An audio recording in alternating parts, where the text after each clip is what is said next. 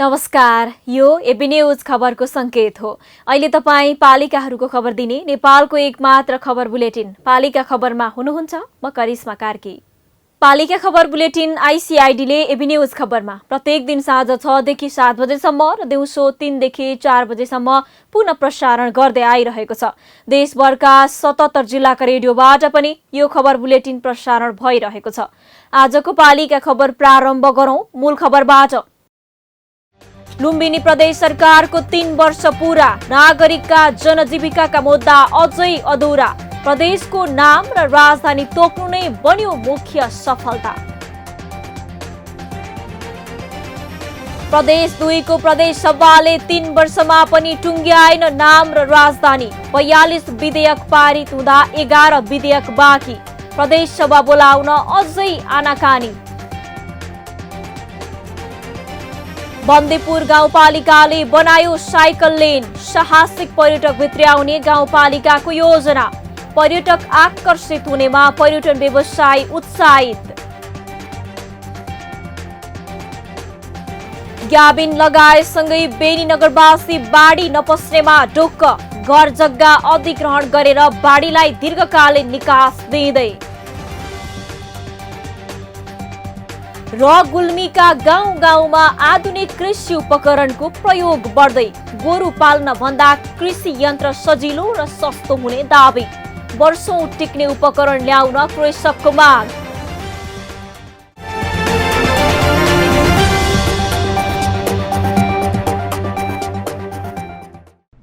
जन जनको आशा, भरोसा र विश्वास हो पालिका।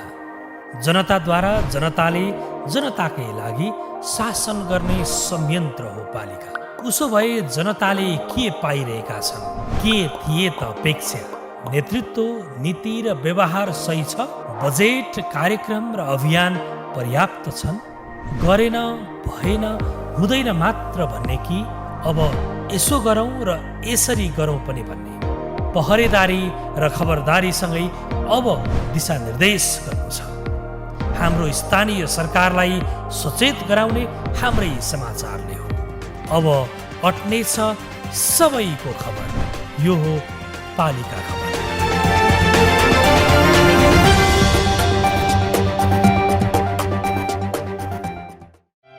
क्षणभरमै खरानी बनेको एउटा सपना के फेरि बिउतिएला? कृषकका आँसु सरकारको खोजीमा छ त सरकार, पाए त जनताले।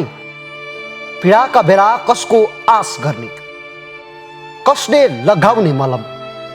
कहाँ छ सरकार? जवाफ मात्र होइन, समाधान पनि खोज्दैछन् जनता।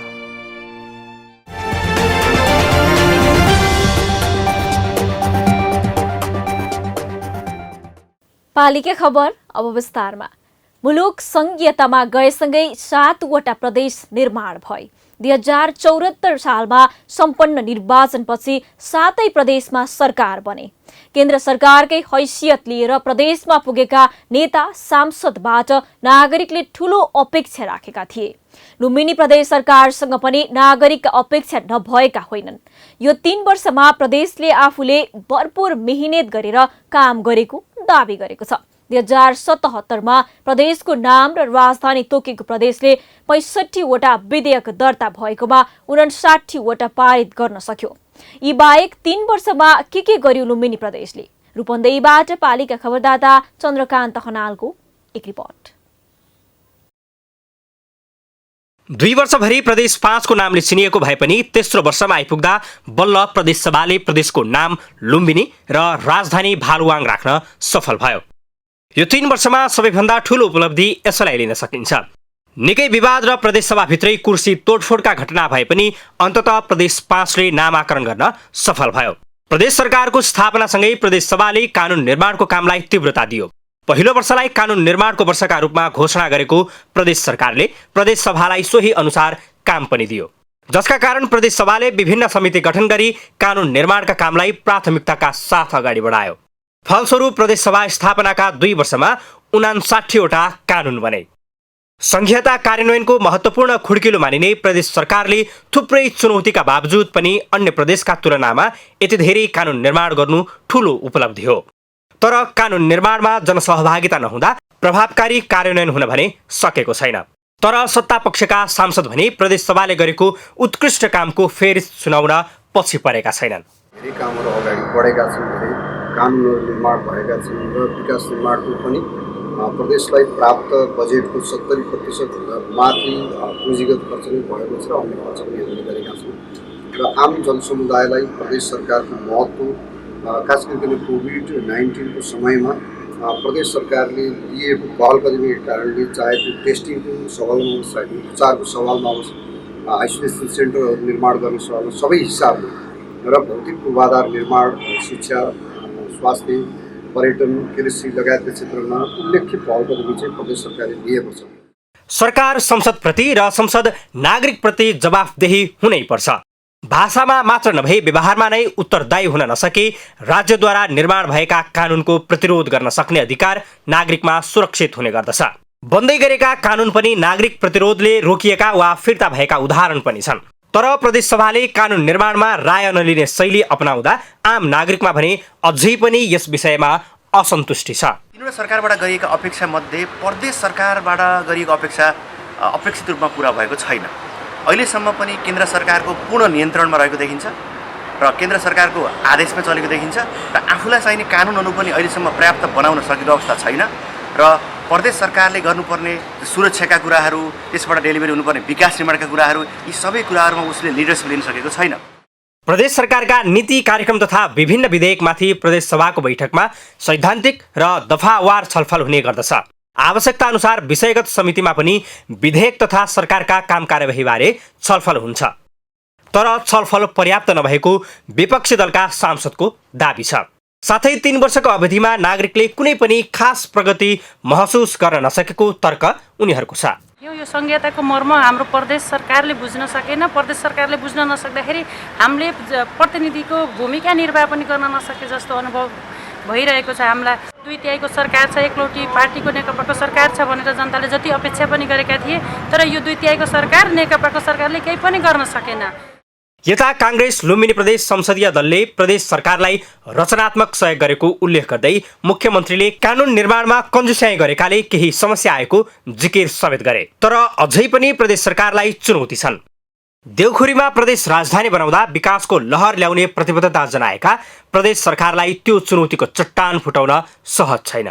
यस्तो अवस्थामा बाँकी काम नागरिकसँग जोडिएका विषयमा प्रदेश सभाले कसरी ध्यान देला त्यो समयले बताउला। तर 3 वर्षको अवधिमा कानुन निर्माणका काममा सांसद नै खुसी छैनन्।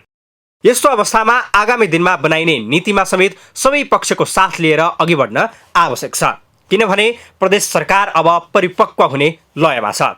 यसतर्फ सबैले ध्यान दिनुपर्ने देखिन्छ। प्रदेश 2 को प्रदेश सभा गठन भएको 3 वर्ष पूरा भयो। पछिल्लो 3 वर्ष प्रदेशको अवस्था हेर्दा सुरुका दिनमा प्रदेश सभामा तीव्र गतिमा कानुन निर्माण भए पनि केही समयदेखि प्रदेश सभाको बैठक समेत नियमित बस्न सकेको छैन। पहिलो वर्ष सत्ता पक्ष र प्रतिपक्ष दलको विवादमा, दोस्रो वर्ष उपभोक्ताको भोक्तानी विवादको असर प्रदेश सभामा पर्यो भने तेस्रो वर्षमा प्रदेशको राजधानी र नामको विवाद पनि टुङ्गो लगाउन सकेन। यो बीचमा 53 विधेयक दर्ता भएर 42 विधेयक पारित भयो भने 11 विधेयक पाइपलाइनमा छन्। धनुषाबाट पालिका खबरदाता घनश्याम मिश्रको एक रिपोर्ट।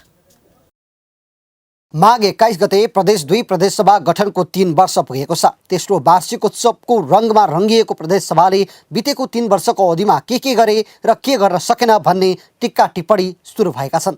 3 वर्षमा प्रदेश सभाबाट न प्रदेशको नामकरण हुन सक्यो न त राजधानीकै टुङ्गो लाग्यो। हालसम्म प्रदेश सभामा 53 विधेयक दर्ता भएर 42 वटा विधेयक पारित भइसकेको छ भने 11 वटा विधेयक पाइपलाइनमा रहेको प्रदेश सभा सचिवालयले जनाएको छ। अहिलेसम्म 53 वटा विधेयक दर्ता भएको छ। त्यो मध्ये 42 वटा पास भएको छ अनि 11वटा प्रदेश सभाका कुनै समितिमा छ कुनै हाउसमा पनि छ र समितिको कुरा गर्दा 7वटा समिति भएको सबैलाई थाहा छ र सब समितिले आफ्नो काम गरिरहेको छ तर कोरोनाले गर्दा थोरै असर चाहिँ परेको छ समितिको काममा पनि हाउसको काममा पनि 36वटा विधेयक प्रमाणीकरण समेत भइसकेको प्रदेश 2मा सबैभन्दा महत्त्वपूर्ण प्रदेशको नाम र राजधानी दलहरूको आफ्नै अडानका कारण टुङ्गिन सकेन। नयाँ संरचना र अभ्यास भएकाले जुन गतिले काम हुनुपर्थ्यो त्यो नभएको स्वयं सत्ता पक्षका सांसदको बुझाइ छ। यो सुरुवात भएकोले हामीले सन्तुष्ट हुनुपर्दछ। अहिलेसम्म कानुन निर्माणमा पनि हामीले फर्को नै मारेका छौँ। 53वटा कानुन हाम्रो प्रदेश सभामा आइसकेको छ जसमध्ये 42वटा तपाईँको सभाबाट पास भइसकेको छ र 36वटा प्रमाणीकरण पनि भइसकेको छ र बाँकी जुन छ त्यो समितिहरूमा भएकोले हामीले निश्चित रूपमा धेरै सन्तुष्ट नभए पनि यो सन्तोषजनक नै रहेको छ। कानुन निर्माण, बजेट परिचालन र अन्य प्रदेशको विषयमा प्रमुख प्रतिपक्षी दल नेकपा र प्रतिपक्ष नेपाली कङ्ग्रेसले भूमिका निर्वाह गर्न नसकेको प्रश्न नउठेको होइन, तर प्रतिपक्ष भने पटक पटक प्रदेश सरकारलाई झकझक्याउने काम गरिरहेको दाबी गर्छ। सरकारले दूरदर्शिता नदेखाउँदा नै 3 वर्षसम्म प्रदेशसभा चर्चामा आए पनि उपलब्धिहीन भएको उसको निष्कर्ष छ। काम भनेको कुनै सरकारको प्रमुखले विकासको लागि, समृद्धिको लागि पहिला भिजन हुनुपर्छ, नम्बर 1। नम्बर 2मा विकासको प्राथमिकता निर्धारण गर्नुपर्छ। नम्बर 3 8 जिल्लाको प्रोफाइल हुनुपर्छ। प्रोफाइलले के थाहा हुन्छ, कुन विषयमा, कुन क्षेत्र, कुन गाउँ, कुन ठाउँ पिछडेको छ, त्यो अनुसारको बजेटको बाँडफाँड गर्नुपर्छ। यो 3टै कुरा अहिलेको सरकारमा छैन। सदन सुरु भएको 3 वर्षमा सरकारले केही महत्त्वपूर्ण कानुन निर्माण गरेको भए पनि आम प्रदेशवासीले अहिलेसम्म सुरक्षा, सुशासन र विकासको प्रत्याभूति गर्न सकेका छैनन्। नागरिक अगुवा नै भन्छन् प्रदेशमा विपक्षको भूमिकाप्रति पनि खासै सोचे अनुरूप भएको छैन। प्रदेश सरकारले जनतालाई जुन एउटा विकासको प्रत्याभूति, एउटा सुशासनको प्रत्याभूति दिने दिशामा अगाडि बढ्नु पर्थ्यो त्यसमा प्रदेश सरकार चुकेकै हुन् र खास गरी यहाँ जो प्रतिपक्षको भूमिका जो छ, जस्तै प्रदेशको नामाकरणको विषयमा या चाहिँ त्यसको राजधानी तोक्ने विषयमा लगायतका यावत जो आवश्यकताहरू छन् त्यसमा चाहिँ प्रतिपक्षको भूमिका चाहिँ शून्य देखिएको छ। प्रदेशसभाको हाल 4औं अधिवेशन अन्त्य भएको छ भने 5औं अधिवेशन प्रदेश सरकारले आह्वान गर्न सकेको छैन। सरकारले वैशाख 3 भित्रै अधिवेशन आह्वान गर्नुपर्ने बाध्यात्मक अवस्था छ, तर प्रदेशसभा बोलाउँदा आइपर्ने विभिन्न प्रश्नबाट पन्छिने दाउमा सत्तापक्ष हुँदा प्रदेशसभा सञ्चालन हुन पाएको छैन। पालिका बुलेटिनमा अब पालो ओपन ब्यालटको। आजको ओपन ब्यालटमा हामीले प्रदेशसभा स्थापना भएको 3 वर्ष बितिसक्दा नागरिकका सरोकारका विषय कति सम्बोधन भए भनेर सिराहा र रौतहटवासीलाई सोधेका छौं। हेरौं के भन्छन् उनीहरू।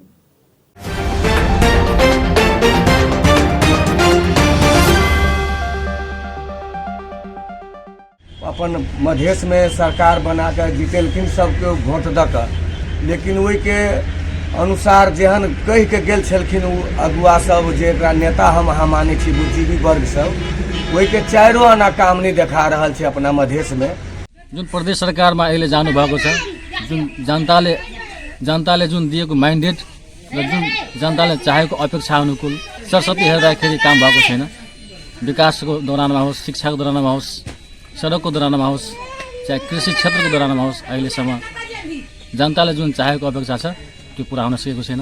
प्रदेश सरकार के लगभग 3 वर्ष बीत गए, लेकिन कृषि कहने चले कृषि के अथी करबे वो खादो मल नहीं पाबे छै टाइम में, न कथियो पाबि रहल छै। तकर बाद बड़ विकास कल के तो वो बाटो घाटो धुलुए में छै, कहीं धुलो उड़े छै, कथियो नहीं कर सकने छै अखन तक में। तकर बाद कहलक शिक्षा के लागि, वो शिक्षा में कोनो अथी नहीं देख रहल छै। वास्तव में प्रदेश सरकार को अनुभूति नहीं भएको छैन। अब यसको मुख्य कारण के हो भन्दाखेरि अधिकार प्राप्त नभएकोले हो कि अब वास्तवमा केन्द्र सरकारसँग जति अधिकार सुनिश्चित छ त्यति यहाँ नभएको कारणले हाम्रो अलि यहाँ यो संविधान जुन छ यसमा प्रदेश सरकारको प्राथमिकता नै कम दिएको कारणले अनुभूति भएको छैन। जसरी विकासको मेन पूर्वाधार भनेको नाला हो, सडक हो, पक्कीकरण, त्यस्ता कार्यहरू हुनु पर्यो। त्यो पनि ठाउँ ठाउँ हेरी अब यसो नहोस् कि अब जहाँ जनताको पहुँच छैन, जुन बाटो खाली छ त्यस बाटोमा लगेर पिसिसी गर्ने या ग्रेभल खसाल्ने काम 2 पैसा खाली आम्दानीको लागि, यस्तै काम अहिलेसम्म देखा परिएको छ। जुन प्रदेशमा मधेस दलको सरकार भएको हुनाले जुन गति लिनुपर्ने हो, जुन रफ्तार लिनुपर्ने हो, त्यो अनुसार लिन सकेको छैन। चाहे त्यो केन्द्रको मार्फतबाट हुन नसकेको हो कि प्रदेश सरकार आफै अन्तर्विवादले गर्दा, कमी कमजोरीले गर्दा नगर्न सकेको हो, यहाँ जनताले चाहिँ अनुभूति गर्दैछ।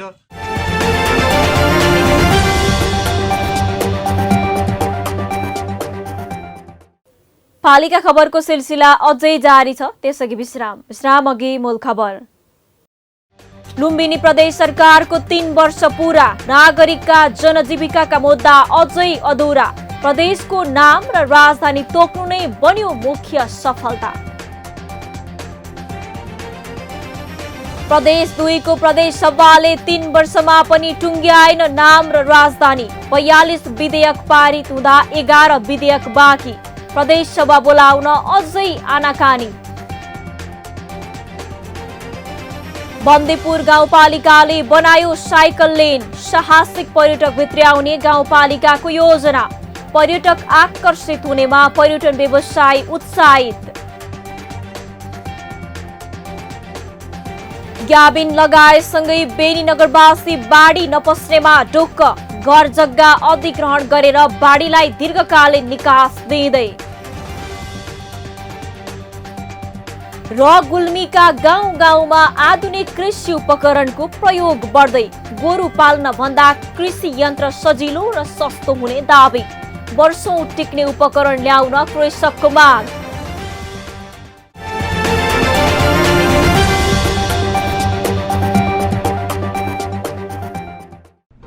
जन जनको आशा, भरोसा र विश्वास हो पालिका। जनताद्वारा, जनताले जनताकै लागि शासन गर्ने संयन्त्र हो पालिका। उसो भए जनताले के पाइरहेका छन्, के थिए त अपेक्षा? नेतृत्व, नीति र व्यवहार सही छ? बजेट, कार्यक्रम र अभियान पर्याप्त छन्?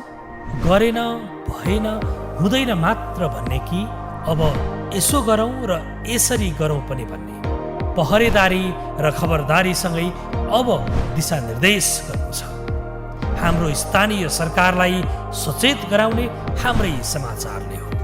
अब अट्नेछ सबैको खबर, यो हो पालिका खबर।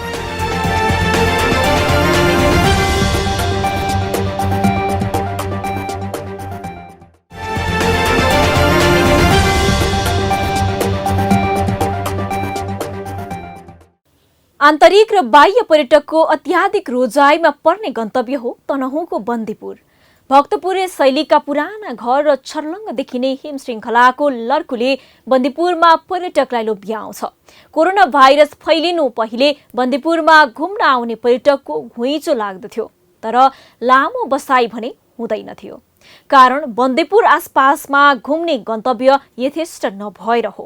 पूर्वाधार निर्माणमा बजेट खर्चिरहेको गाउँपालिकाले साइकल लेन निर्माण गरी बन्दीपुरको पर्यटनमा नयाँ आयाम थपेको छ। साइकल लेन जिल्लामै पहिलो पटक निर्माण गरिएको हो। तनहुँबाट पालिका खबरदाता विनोद ढुङ्गानाको एक रिपोर्ट। तनहुँको बन्दीपुर गाउँपालिकाले भने प्रधानमन्त्री रोजगार कार्यक्रमको बजेटलाई सदुपयोग गर्दै साहसिक पर्यटकलाई आकर्षित गराउन साइकल लेन बनाएको छ। श्रममा आधारित प्रधानमन्त्री रोजगार कार्यक्रमको 9 लाख रुपैयाँ र लकडाउनका बेला विपन्न वर्गका लागि श्रममा आधारित राहत कार्यक्रमको 3 लाख रुपैयाँ लगानी गरेर साइकल लेन निर्माण गरिएको छ। बन्दीपुर 2 गुर्दुम भन्ज्याङदेखि वडा नम्बर 1 हुँदै नम्बर 3 मा रहेको रामकोट होमस्टेसम्म 4.8 किलोमिटर र वडा नम्बर 4 गुम्बादेखि वडा नम्बर 5 बाहुन भर्याङसम्म 4.2 किलोमिटर दूरी साइकल लेन निर्माण गरिएको छ। गत आर्थिक वर्षको बजेटबाट साइकल लेनको काम भएको हो। राष्ट्रिय तथा अन्तर्राष्ट्रिय साइकल यात्री भित्राएर पर्यटन प्रवर्धन गर्ने उद्देश्यले साइकल लेन निर्माण गरेको गाउँपालिकाले जनाएको छ। साइकल लेनले विभिन्न हाम्रो पर्यटन प्रवर्धनको निम्ति विभिन्न होमस्टेहरूलाई चाहिँ हामीले जोड्ने उद्देश्य राखेका छौँ र यसले थुप्रै होमस्टे जोड्छ। बन्दीपुरको साइकल लेनले पनि यो होमस्टेहरूको प्रवर्धन गर्नको निम्ति पनि हामीले साइकल लेन बनाएका छौँ। गुर्दुम भन्ज्याङदेखि रामकोट होमस्टेसम्मको साइकल लेनको हालै गाउँपालिकाले उद्घाटनसँगै परीक्षण गरेको छ।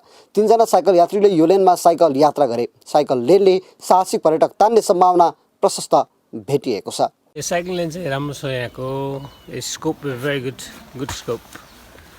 अनि यसलाई चाहिँ के भन्छ कन्टिन्युटी दिनु पऱ्यो क्या। त्यो नेचुरल डेभलप गरेर मात्रै भएन, it's has to be continuity हैन। हिमालका दृश्य, तरेली परेका पहाडका थुम्का, हरियाली प्रकृति, भिर पहरा हेर्दै जङ्गल छिचोल्दै साइकल लेनबाट होमस्टेमा बस्न आउने पर्यटकको सङ्ख्यामा वृद्धि हुनेमा रामकोटका महिलाहरू विश्वस्त छन्। यता रामकोटमा पनि पर्यटनको सम्भावना त साइकल लेनले बढाएको छ नै, अर्कोतिर स्थानीयको दैनिकमा पनि सहजता पुगेको छ। अब हामी गाउँपालिका हिँड्नै रहनुपर्छ, तर यही बाटो हिँड्ने चाहिँ एकदम सुविधा भयो। यही बाटो हिँड्छ हामी, बनपुर जानु पर्दैन। अनि घाँस दाउरा गाडी नि यही अब झन् राम्रो बाटो भयो, धेरै सुविधा भयो। हालै बनेको 9 किलोमिटर साइकल लेनले बन्दीपुर बजारसँगै यहाँका आधा दर्जन होमस्टेलाई जोडेको छ। तसर्थ साइकल लेन निर्माणले बन्दीपुरका पर्यटन व्यवसायी उत्साहित बनेको पाइन्छ। गाउँपालिकाले साइकल लेनलाई करिब 50 किलोमिटर लामो गराउने योजना बनाएको छ। महाभारत श्रृङ्खलामा निर्माण हुने साइकल लेनले तिनै पालिकाका विभिन्न पर्यटकीय स्थानलाई जोड्नेछ। तर बन्दीपुरको एक्लो प्रयासले मात्र सम्भव देखिँदैन, छिमेकी पालिकाको पनि साथ र सहयोग जरुरी छ। करिब 1.5 दशकदेखि त्रासमा वर्षयाम बिताएका बेनी नगरपालिका 8 क्याम्पस चोकका बासिन्दा आउने वर्षमा ढुक्कसँग निदाउने आशामा छन्। बेनी नगरपालिकाले पाखोको खोल्सामा ग्याबियन जाली निर्माण गरेसँगै भलबाढीलाई सहज निकास दिन घर जग्गा अधिग्रहण गरेपछि क्याम्पस चोकवासीले ढुक्कको सास फेर्न पाएका हुन्। म्याग्दीबाट पालिका खबरदाता सन्तोष गौतमको एक रिपोर्ट। म्याग्दीको सदरमुकाम बेनी बजारको क्याम्पस चोकमा 1.5 दशकदेखिको बाढीको समस्या समाधान गर्न र वडा कार्यालय स्थापनाका लागि जग्गा अधिग्रहण भएको छ। नगरपालिकाले वडा नम्बर 8 स्थित क्याम्पस चोकमा पाखोबाट आउने भलबाढीको निकासलाई सहज बनाउन जिल्ला प्रशासन कार्यालय मार्फत 1 करोड 21 लाख रुपियाँमा एउटा घरसहित 4 आना 1 पैसा निजी जग्गा अधिग्रहण गरेको हो। बाढीलाई निकास दिन खरिद गरिने 2 तले घरको भुइँतला खाली गरेर नाली र कालीपुल तर्फ जाने बाटो बनाउने तथा माथिल्लो तलामा वडा कार्यालय स्थापना गर्ने तयारी गरिएको छ। रवि शर्मा र त्यसपछि आएर मिन सापकोटाको जग्गा र घरलाई चाहिँ हामीले अधिग्रहण गरिसकेका छौँ र अब केही समयभित्रै नै हामीले यो समस्यालाई चाहिँ समाधान गर्न लागि त्यो घरबाट चाहिँ निकास दिने र अर्को चाहिँ कुरा चाहिँ विशेष गरी बेनी नगरपालिका 8 को चाहिँ वडा कार्यालय नभएको र आफ्नै जग्गामा चाहिँ वडा कार्यालय बनाउने अवस्था नरहेकोले पनि सोही घरमा चाहिँ हामीले चाहिँ वडा कार्यालय सञ्चालन गर्ने कुरा चाहिँ हामीले चाहिँ अहिले सोचिरहेका छौँ। यही अनुसार नै 1-1.5 महिनाभित्रमा चाहिँ हामीले वडा कार्यालय स्थापना गर्छौँ। बेनी पाखापानी सडक निर्माणसँगै नालीको भेल आँपरुखको घुम्तीबाट खोल्साबाट बगाउन थालिएपछि विक्रमसम्म 2063 देखि हरेक बर्खामा आउने बाढीले घर डुबानमा हुने र पसलमा क्षति पुग्ने गरेको थियो। बाढीबाट क्याम्पस चोक, शिक्षा मार्ग, पिपल चोक र गणेश टोलका 133 घरधुरी प्रभावित थिए। बाढी नियन्त्रणका लागि खोल्सामा पक्की नाली र सडक ढलानका साथै पाखोमा ग्याबियन पर्खालको छेकबाद निर्माण गरिएको छ। क्याम्पस चोकमा घर जग्गा अधिग्रहण गरेर बाढीलाई दीर्घकालीन निकास दिने तयारी गरिएपछि स्थानीय खुसी भएका छन्। अहिले हामी अलि ढुक्क छौँ। अब अर्को साल अब आउने बर्खा अलि सजिलै हामी निदाउन पाउँछौँ भन्ने हामीलाई ठुलो आशा भरोसा जागेकै छ। जग्गा अधिग्रहण, वडा कार्यालय स्थापना र नाली निर्माण गर्न क्याम्पस चोकका बासिन्दाले नगरपालिकालाई 22 लाख रुपियाँ उपलब्ध गराएका छन्। बाढी प्रभावित करिब 70 घरधुरीबाट स्वैच्छिक रूपमा नगद सङ्कलन गरेर नगरपालिकाको विविध खर्च शीर्षकमा रकम खातामा जम्मा गरेका थिए। बाढीको समस्या सधैँभरिका लागि समाधान गर्न नगरपालिकालाई साथ दिन सहभागिता जनाएको स्थानीयवासीले बताएका छन्। हामीले बेनी नगरपालिका वडा नम्बर 8 को चाहिँ कार्यालय निर्माण, ढल व्यवस्थापन तथा चाहिँ बाटो निर्माणको लागि जनस्तरबाट रु 22 लाख रुपियाँ उठाएर नगरपालिकासँग चाहिँ हामीले चाहिँ नगरपालिकालाई चाहिँ हामीले कन्ट्रिब्युसन गरेका छौँ र त्यो चाहिँ जुन हामीले चाहिँ कन्ट्रिब्युसन गरेका छौँ त्यसअनुसारै नगरपालिकाले छिटोभन्दा छिटो यो वडा नम्बर 8 कार्यालय बनाओस् र चाहिँ ढलको व्यवस्थापन तथा बाटोको निर्माण छिटो गरोस्। पाखोबाट आउने भलको सहज निकास नहुँदा क्याम्पस चोक क्षेत्रमा ढलका लागि बनाइएको नाला फुटेर सडक हिलाम्य हुने, घर पसलभित्र बाढी पस्ने गरेको छ। गत वर्ष खोल्सामा 120 मिटर नाली निर्माण र सडक ढलान गरेको नगरपालिकाले यसपालि क्याम्पस चोकमा थप 33 मिटर नाली र सडक ढलान गर्न ठेक्का लगाएको छ। पाखोको खोल्सामा छेकबाद बनाउन 2074 मा 12 लाख र 2075 मा 28 लाख खर्चेर छेकबाद बनाएको नगरपालिकाले वडा नम्बर 8 मै पर्ने कालीपुल र अस्पताल चोकमा आउने बाढी व्यवस्थापनका लागि गत वर्ष नाली निर्माण र सडक ढलान गरेको थियो। पालिका बुलेटिनमा अब पालो पालिका टकको।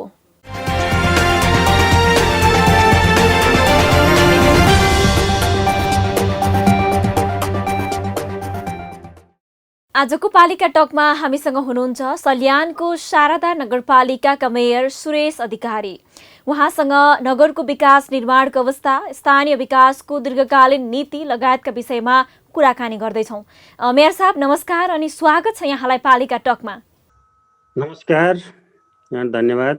हजुर, मेयर साहब 3.5 वर्ष भएको छ नेतृत्वमा पुग्नु भएको। यो अवधिमा जनताले के फरक महसुस गरे? चुनावी बाचा त पुरा गर्न सक्नु भएको छ कि छैन? अवस्था के छ मेयर साहब, बताइदिनुहोस् न। मैले नेतृत्व गरेको टिम जनताले हामीलाई विजय बनाएर पठाइसकेपछि हिजो आफ्ना पार्टीका घोषणापत्र र आफूले गरेका प्रतिबद्धता अनुसार शारदा नगरपालिकामा हामीले काम सुरु गरेका छौँ र पार्टीको घोषणापत्र हिजो जनताहरूसँग हामीले यस्तो गर्छौँ उस्तो गर्छौँ भनेर भोट माग्दै गरेका कुराहरू लगभग पुरा भएका छन्। त्यतिखेरको अवस्थामा पुरा भयो जनताका इच्छा आकाङ्क्षा। अब फेरि यो 3.5 वर्ष यता आउँदाखेरि फेरि अरू इच्छा आकाङ्क्षा विकासका मागहरू अगाडि बढेका छन्। हजुर, मेयर साहब पछिल्लो समय सबै स्थानीय तहले सबैभन्दा बढी जोड कृषिमा दिएका छन्। कृषकलाई अनुदान दिने लहर नै चलेको छ। तपाईँको पालिकामा चाहिँ के कस्ता कार्यक्रम छन् जसबाट कृषक खुसी हुन सकुन्? कृषिको क्षेत्रमा शारदा नगरपालिकामा बेमौसमी तरकारीहरू हुन्छ अनि पशुपालन पनि त्यत्तिकै राम्रो भएको हुँदा कृषिको क्षेत्रमा किसान दाजुभाइहरूको माग अनुसार उहाँहरूको माग अनुसार र त्यहाँको माटोले मागे अनुसारका खेतीपातीलाई अगाडि बढुवा दियौँ र हामीले किसानको पनि 50% र नगरपालिकाको 50%मा साझेदारीमा उहाँहरूलाई अनुदान दिएर काम गऱ्यौँ। बाख्रा फर्म, कुखुरा फर्म र बेमौसमी तरकारी जस्ता क्रियाकलापहरू अगाडि बढायौँ। टनेलहरू निर्माण गऱ्यौँ हामीले, जुन फाँटहरूमा टनेल थिएनन् टनेलहरू निर्माण गरेर अहिले पनि त्यहाँ तपाईँहरू गएर हेर्न सक्नुहुन्छ, सबैले देख्न सक्नुहुन्छ। त्यहाँ बेमौसमी तरकारीहरू फलिरहेका छन्। त्यसबाट किसान दाजुभाइहरूले आफ्नो घर खर्च र राम्रो आम्दानी गर्नुभएको छ। हजुर, मेयर साहब म अर्को विषयमा प्रवेश गर्न चाहे। नगरपालिकाको 8औं नगरसभा सम्पन्न 1 महिना अघि मात्रै भयो। 5 कार्यविधि पनि पारित गरियो। नगरसभाले कस्ता कार्यक्रम अघि बढाएको छ त मेयर साहब, भनिदिनुहोस् न। अब यो जस्तो सङ्घीय सरकारले 2वटा सभा गर्छ नि त्यही अनुरूप पनि स्थानीय तहमा हुन्छ। हामीले असारको 10 गते बजेट ल्याउँछौँ र पौष महिनाभित्रमा हामीले नगरसभा अर्को नगरसभा गर्छौँ। त्यसमा हामीले बजेट ल्याउने होइन, हामीले कानुनहरू बनाउँछौँ, कार्यविधिहरू बनाउँछौँ र केही संशोधन गर्नुपर्ने कुरा अघिल्लो नगरसभामा ल्याएका कुरा चाहिँ अहिले आउँदै गर्दा समय बित्दै गर्दा त्योभन्दा यो राम्रो भन्यो भने चाहिँ केही योजना मात्रै संशोधन गर्छौँ। विशेषतः कानुन निर्माण गरेका छौँ, कार्यविधि बनाएका छौँ। हामीले काम गर्नको लागि ठुलै योजना सञ्चालन गर्नको लागि बजेट विनियोजन चाहिँ हामीले गरेका छैनौँ यतिखेर। तपाईँहरूले नै ल्याउनु भएको बजेटले अहिलेसम्म काम गर्न पुगिरहेको हो त? हामीले ल्याएको बजेटले अहिलेसम्म काम गर्न पुगिरहेको भन्दा पनि बजेट एकदम न्यून छ। सरकारबाट जाने अनुदान र शारदा नगरपालिकाले आफूले उठाउने जुन आन्तरिक आय छ त्यो असाध्यै न्यून भएको हुँदा हामीले ल्याएको बजेटले पुगिहाल्यो भन्ने छैन कि भएको बजेटलाई सम्बोधन गरेर ल्याएका योजना कार्यक्रमहरू सञ्चालनमा आइरहेका छन्। हजुर, मेयर साहब अन्तिममा छौँ हामी। अन्तिममा मैले जाँदा यहाँलाई सोध्न चाहे, महामारीले सल्यानमा पनि कयौँ युवा विदेशबाट गाउँ फर्किए। उनीहरूलाई गाउँमै रोजगारी सृजना गर्ने गरी के कस्ता काम गर्दै हुनुहुन्छ मेयर साहब, बताइदिनुहोस् न। हामीलाई गत वर्ष कोरोनाले अब शारदा नगरपालिकालाई मात्रै नभएर देशभरिकै पालिकाहरूलाई यसले प्रभावित बनायो, आम जनतालाई प्रभावित बनायो। हामीले छुट्याएका बजेटहरू त्यतिखेर राहत वितरण मान्छे नगरवासीहरूलाई, जिल्लावासीहरूलाई काठमाडौँदेखि विभिन्न ठाउँमा विदेशबाट आएका दाजुभाइ तथा दिदीबहिनीहरूलाई आफ्ना घरमा पुर्याउनको लागि रकम खर्च गर्नु पर्यो, राहत वितरण गर्नु पर्यो, क्वारेन्टाइन निर्माण गरेर त्यहाँ दाजुभाइ तथा दिदीबहिनीहरूलाई कम्तीमा 15 दिन राख्नु पर्यो। त्यसमा ठुलो धनराशि हामीले खर्च गऱ्यौँ र शारदा नगरपालिकाले लगभग प्रत्येक वडाहरू जस्तोमा क्वारेन्टाइन निर्माण गरेको थियो। त्यसमा बढी नै खर्च भयो। त्यस पछाडि अहिले जुन यो कोरोना महामारी अब यो हट्दै गइसकेपछि शारदा नगरपालिकाले भर्खरै मात्र विदेशबाट आएका दाजुभाइ तथा दिदीबहिनीहरू, कोरोनाबाट प्रभावित भएका नगरवासीहरूले उहाँहरूले के काम गर्न सक्नुहुन्छ त भनेर एउटा हामी चाहिँ गाउँघरमा पुगिसकेपछि अहिले घरेलु तथा साना उद्योग र शारदा नगरपालिका मिलेर तालिमहरू सञ्चालन गर्नुको लागि विभिन्न तालिमहरू दिने र त्यस तालिम लगिसकेपछि उहाँहरूले कुन तालिम लग्नुहुन्छ र त्यसबाट काम गर्न खोज्नुभयो भने उहाँहरूलाई अनुदान उपलब्ध गराएर भए पनि काम लगाउने जमर्को गरिराखेका छौँ शारदा नगरपालिकाबाट। हजुर, हस् त मेयर साहब, यो महत्त्वपूर्ण समयको लागि यहाँलाई धेरै धेरै धन्यवाद। हस्, यहाँलाई पनि धन्यवाद हजुर।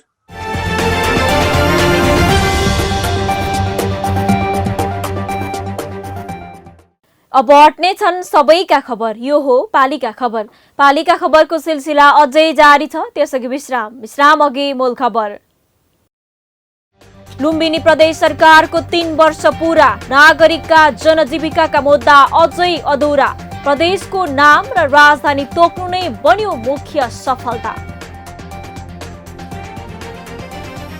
प्रदेश 2 को प्रदेश सभाले 3 वर्षमा पनि टुङ्ग्याएन नाम र राजधानी। 42 विधेयक पारित हुँदा 11 विधेयक बाँकी। प्रदेश सभा बोलाउन अझै आनाकानी। बन्देपुर गाउँपालिकाले बनायो साइकल लेन, साहसिक पर्यटक भित्र्याउने गाउँपालिकाको योजना। पर्यटक आकर्षित हुनेमा पर्यटन व्यवसाय उत्साहित। ग्याबिन लगाएसँगै बेनी नगरवासी बाढी नपस्नेमा ढुक्क। घर जग्गा अधिग्रहण गरेर बाढीलाई दीर्घकालीन निकास दिँदै। र गुल्मीका गाउँ-गाउँमा आधुनिक कृषि उपकरणको प्रयोग बढ्दै। गोरु पाल्न भन्दा कृषि यन्त्र सजिलो र सस्तो हुने दाबी। वर्षौं टिक्ने उपकरण ल्याउन कृषकको माग।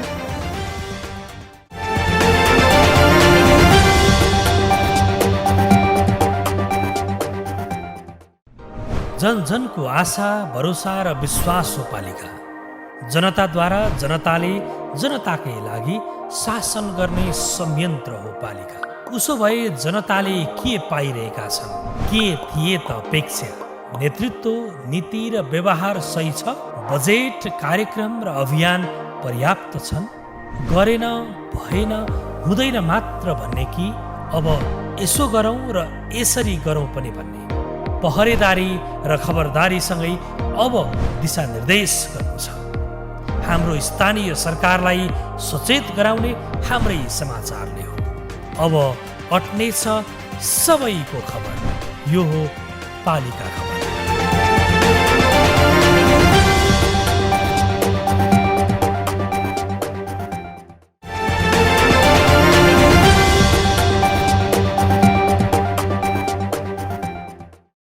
पछिल्लो समय आधुनिक कृषि यन्त्रमा किसानको आकर्षण बढ्दै गएको छ। खेत जोत्न, धान गहुँ चुट्न, मकै छर्ने लगायतका काममा किसानले आधुनिक कृषि यन्त्रको प्रयोग गर्न थालेका हुन्।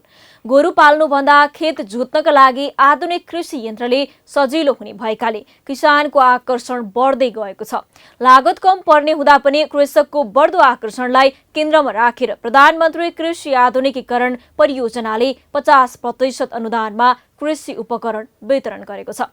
गुल्मीबाट पालिका खबरदाता टोपलाल अरियालको एक रिपोर्ट।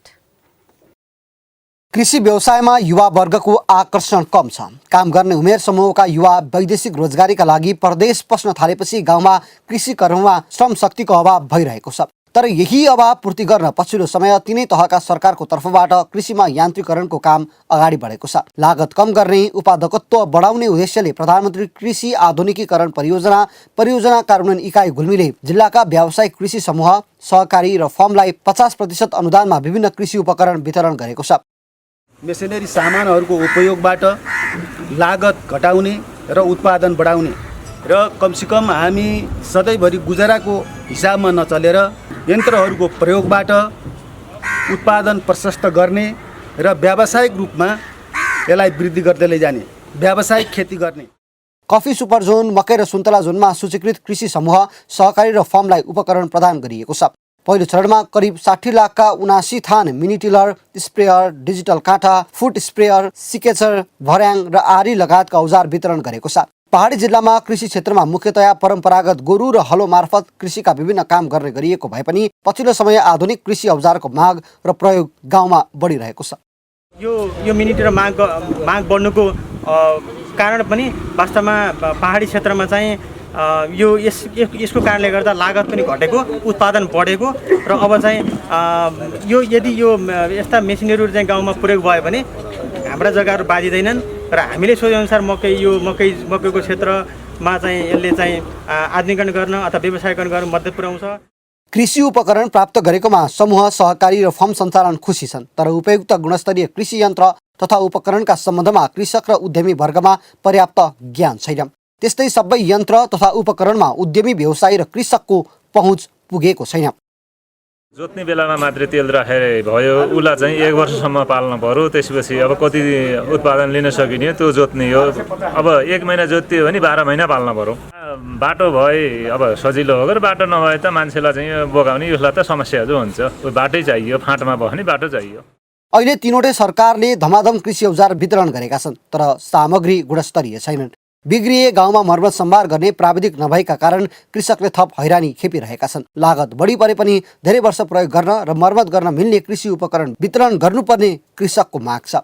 किसानको लागि एकदमै फाइदाजनक पिन्छ र तरकारीमा काम गर्न लागि एकदम ठिक छ, सहज पिन्छ र 71-72 ल्याएका ट्र्याक्टरहरू हामीले ल्याइयो, त्यो अहिलेसम्म पनि हाम्रो त केही खराब भएन।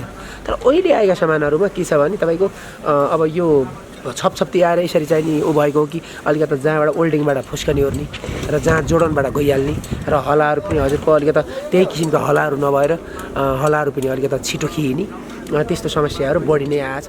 निर्वाहमुखी कृषि प्रणालीलाई व्यवसायीकरण माध्यमबाट प्रतिस्पर्धात्मक प्रणालीमा रूपान्तरण गरी आयात प्रतिस्थापन तथा निर्यात प्रवर्धन गर्न तथा खाद्य सुरक्षा सुनिश्चित गर्न कृषि यान्त्रिकरणको आवश्यकता पर्दछ, जसमा कृषि यान्त्रिकरणद्वारा कृषिजन्य वस्तुको उत्पादकत्व बढ्ने, लागत न्यूनीकरण हुने, उत्पादित वस्तुको गुणस्तर कायम राख्न सघाउ पुग्ने भएकाले कृषकलाई कृषि औजार वितरण गर्दै आइएको छ। पालिका बुलेटिनमा अब पालो पालिकामा आजको। आज दिनभर कुन पालिकामा के भयो, सहकर्मी सन्तोष पोखरेलको साथमा पालिकामा आज।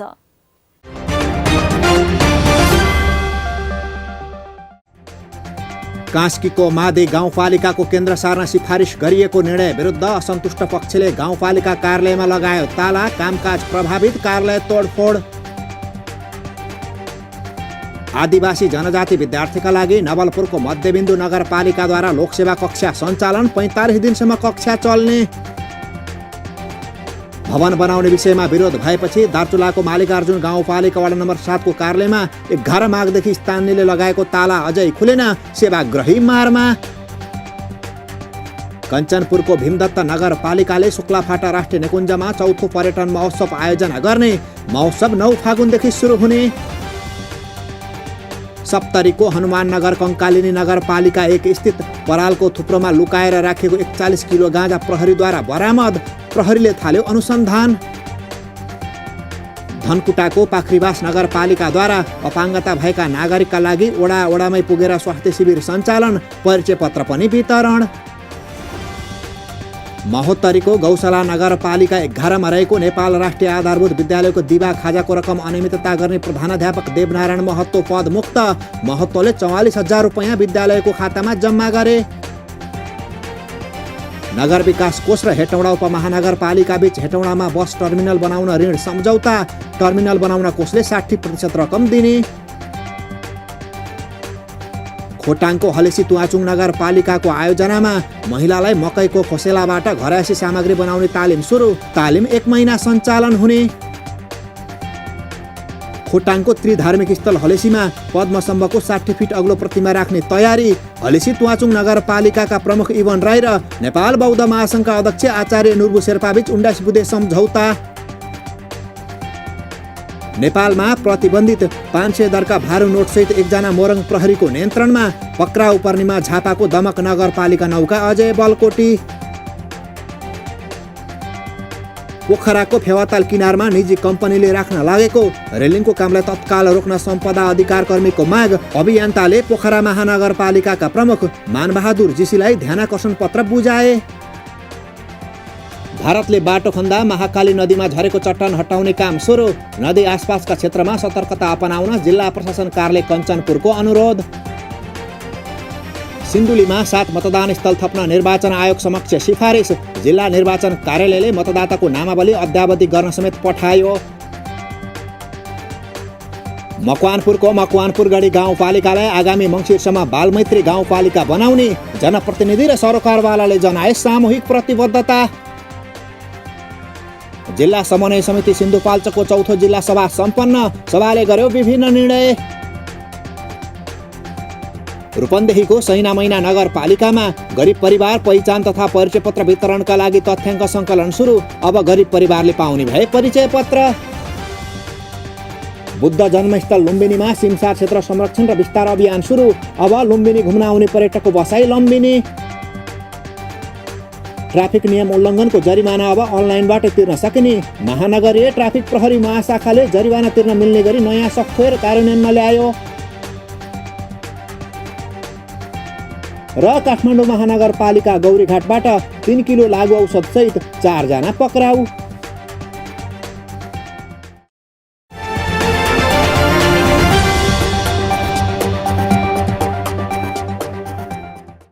न गाउँ न सहर छुट्दैनन् कुनै खबर। यो हो पालिका खबर। पालिका खबरको सिलसिला अझै जारी छ, त्यसअघि विश्राम अघि मूल खबर। लुम्बिनी प्रदेश सरकारको 3 वर्ष पूरा। नागरिकका जनजीविकाका मुद्दा अझै अधुरा। प्रदेशको नाम र राजधानी तोक्नु नै बन्यो मुख्य सफलता। प्रदेश 2 को प्रदेश सभाले 3 वर्षमा पनि टुङ्ग्याएन नाम र राजधानी। 42 विधेयक पारित हुँदा 11 विधेयक बाँकी। प्रदेश सभा बोलाउन अझै आनाकानी। बन्देपुर गाउँपालिकाले बनायो साइकल लेन। साहसिक पर्यटक भित्र्याउने गाउँपालिकाको योजना। पर्यटक आकर्षित हुनेमा पर्यटन व्यवसायी उत्साहित। ग्याबिन लगाएसँगै बेनी नगरवासी बाढी नपस्नेमा ढुक्क। घर जग्गा अधिग्रहण गरेर बाढीलाई दीर्घकालीन निकास दिँदै। र गुल्मीका गाउँ गाउँमा आधुनिक कृषि उपकरणको प्रयोग बढ्दै। गोरु पाल्न भन्दा कृषि यन्त्र सजिलो र सस्तो हुने दाबी। वर्षौं टिक्ने उपकरण ल्याउन कृषकको माग।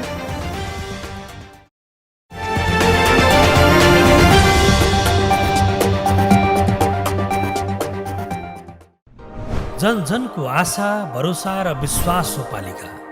जनताद्वारा जनताले जनताकै लागि शासन गर्ने संयन्त्र हो पालिका। उसो भए जनताले के पाइरहेका छन्, के थिए त अपेक्षा? नेतृत्व, नीति र व्यवहार सही छ? बजेट, कार्यक्रम र अभियान पर्याप्त छन्? गरेन, भएन, हुँदैन मात्र भन्ने कि अब यसो गरौँ र यसरी गरौँ पनि भन्ने? पहरेदारी र खबरदारीसँगै अब दिशानिर्देश गर्नु छ। हाम्रो स्थानीय सरकारलाई सचेत गराउने हाम्रै समाचारले हो। अब अट्नेछ सबैको खबर। यो हो पालिका खबर।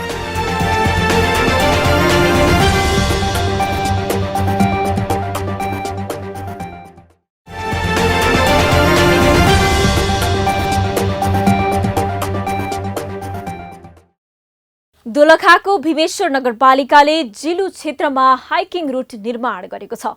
नगरपालिकाको वृन्दावनदेखि साहित्यिक पार्कसम्म प्रधानमन्त्री रोजगार कार्यक्रम अन्तर्गतको 20,68,000 खर्च गरेर हाइकिङ रुट निर्माण गरिएको हो। दोलखाबाट पालिका खबरदाता देवशंकर चौलागाईको एक रिपोर्ट। पछिल्लो समय मुलुकमा एक पालिका एक खेलकुद ग्राम बनाइरहेका छन् स्थानीय तहहरूले। बजेट पनि सोही अनुसार विनियोजन गरिएको छ। तर दोलखाको भीमेश्वर नगरपालिकाले भने फरक काम गरेको छ। उसले पदमार्ग बनाउन थालेको छ। नगरपालिकाको वृन्दावनबाट गौरीशङ्कर हिमाल, तामाकोशी नदी, सैलुङ र हनुमन्तेका भीमकाय पहाडको मनमोहक दृश्य अवलोकन गर्दै साहित्यिक पार्कसम्म यात्रा गर्ने पदमार्ग निर्माण गरिएको छ। सदरमुकाम चरीकोटबाट 1 किलोमिटरको दूरीमा पर्ने यो पदमार्ग आन्तरिक तथा बाह्य पर्यटकको लागि फलदायी हुने दावी गरिएको छ। भीमेश्वर नगरपालिकाले प्रधानमन्त्री रोजगार कार्यक्रम अन्तर्गत युवा रोजगारीका लागि रूपान्तरण पहल आयोजनामा आएको 51,70,000 मध्ये 20,68,000 रुपियाँ लगानी गरेको छ। पदमार्ग बन्नको लागि नेपाल सरकारले 20,68,000 बजेट विनियोजन गरेको छ। नेपाल सरकारले नगरपालिकालाई विनियोजन गरे, नगरपालिकाले 20,68,000 त्यो पदमार्ग बन्नको लागि विनियोजन गरेको छ। नगरपालिकाले प्रधानमन्त्री स्वरोजगार कार्यक्रम अन्तर्गत युवा रोजगारीको लागि रूपान्तरण पहल आयोजनामा आएको 51,70,000 मध्ये 20,68,000 को लगानी वृन्दावनदेखि साहित्यिक पार्कसम्म 2295 वटा सिँढी निर्माणमा खर्च गरेको छ। यस्तै नगरपालिकाको वडा नम्बर 2 को मञ्जुश्री पार्कदेखि भ्यू टावरसम्म 31,02,000 को लगानीमा 3735 सिँढी निर्माण गरेको छ। यस्तै वृन्दावनदेखि साहित्यिक पार्कसम्म पदमार्ग निर्माणमा दैनिक 80 जना मजदुर खटाइएको छ। पदमार्ग निर्माणको क्रममा छौँ।